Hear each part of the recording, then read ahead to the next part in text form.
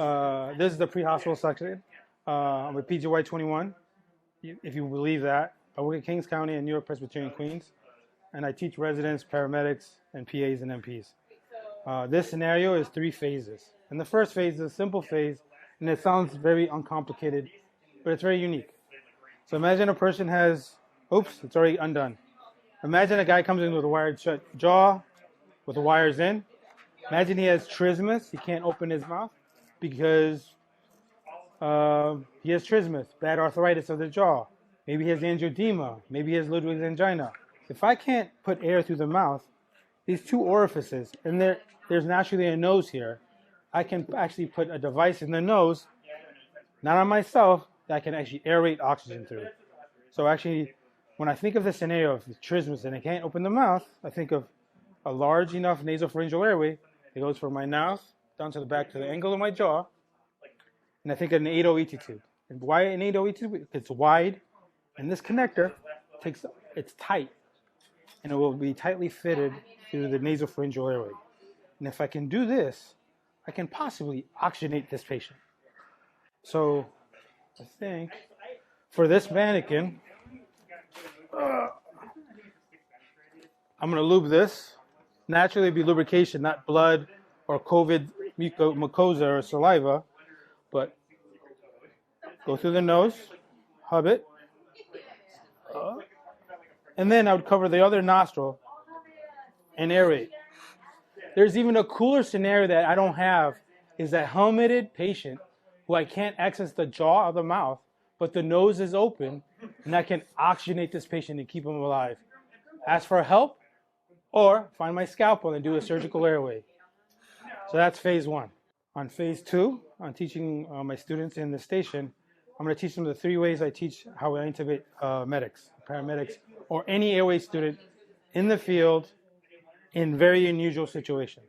It's based on your comfort level and your training. So the first technique sounds very unique and very interesting. I call it the Superman technique. And the reason I call it the Superman technique, when you see me on the floor, you'll understand. This technique requires me to get on the ground. I don't have to do this, but this is just to emphasize the Superman technique. And basically, I get on the ground with my belly on the ground and get the tube in. Now, some people will think of me as a hero for getting the tube in. It doesn't really matter. It's getting the tube in right as quick as possible. Right now, I'm using an ET tube with a McGrath video laryngoscope. I'm using the primate method to keep it secure. I secure it. And that's just one method of how I teach my medics. But this requires you to get on the ground, have no shame, and care about the patient more than yourself. Right? That's one technique. The second technique will be the 2-person helper technique. So I used to call it the 2-man, but now I call it the 2-person EMS helper technique. And that technique requires me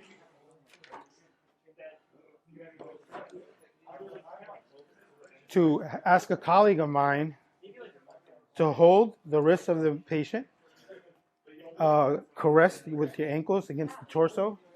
No, secure, yes. First, lower down a little bit.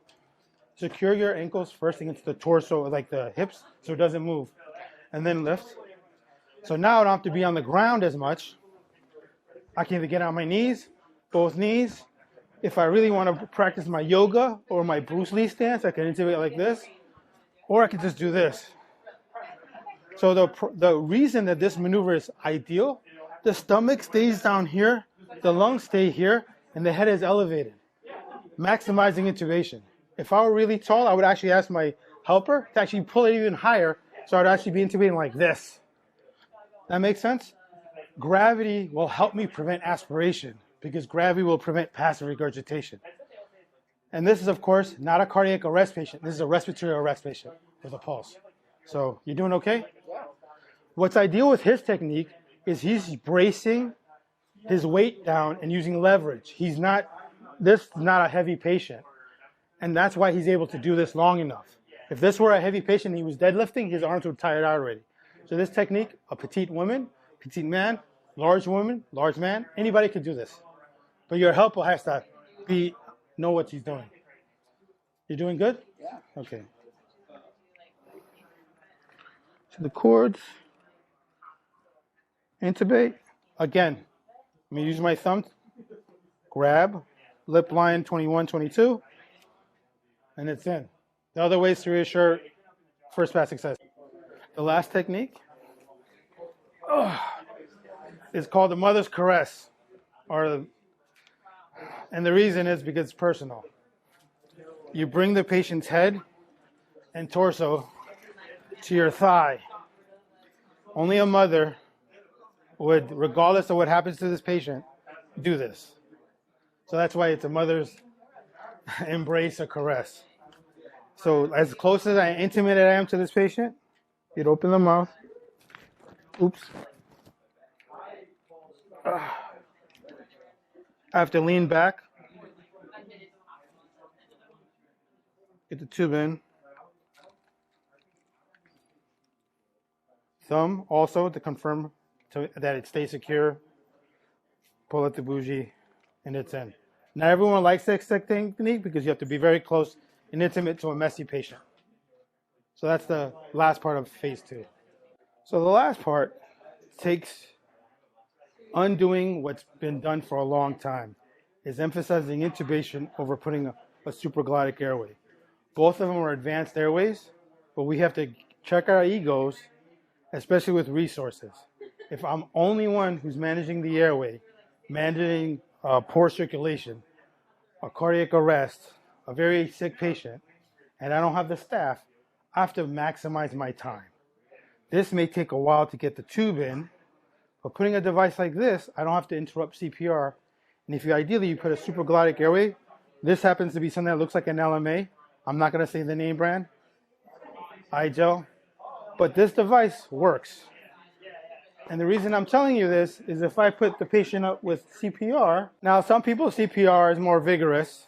This Lucas, maybe not as vigorous as my CPR, but during this CPR, I don't have to stop my CPR to do something very unique. So this I bias and I call a Taurus Grip. Grab the jaw, grab the tip of the tongue with your thumb, distract hard, and push this against the hard palate, this supraglottic area, until resistance is met. The ideal part to this is I did not have to interrupt CPR to put this device in. You don't have to do 3 to 2 pauses for oxygenation and CPR compressions. And impress me the most by getting the pulse back. Once the pulse comes back, then we can play around and intubate an alive patient. But until he's alive, he's currently dead. Does that make sense? So make it simple while you don't have the staff, and maybe you only have time to put the supraglottic airway while you put an IO in and start asking for barking orders or putting orders on Epic. Make sense, guys? Thank you. So when I do these scenarios, everyone who watches the scenario with me should reenact what I'm doing with my hands. And you can usually do this at home. So I have many videos with Airway that people say, oh, Dr. Torres, I have to practice the way you did it. And you theoretically can. You can watch the video, watch how I stand and how I use my hands. You have to pretend you're in the room and doing the procedure. Even better is when an actual resuscitation is happening, an airway issue, is to pretend that you're doing the airway and what would I do? What meds I would order? How I would prep the patient? Don't wait for a free TV show and a free movie. Act like what would happen if I were in charge. That makes sense? And you may disagree with the other person. And maybe you would be right in the future. But if I reenact what's happening, you're rehearsing. Even after today, I hope at the end of this, and it sounds very cheesy, okay, this is what Dr. Torres did, and I would rehearse this in my head what I did. Because if you don't do that right away, you're going to forget this. And then be like, I forgot this. My patient suffered. And then the reason you learned it is because you suffered or your patient suffered. Does that make sense? You have to really reenact. The future is VR. I have no replacement yet. But I think that's the future. But I think this is how you should go about and practicing in your head mentally how you're doing this. That make sense?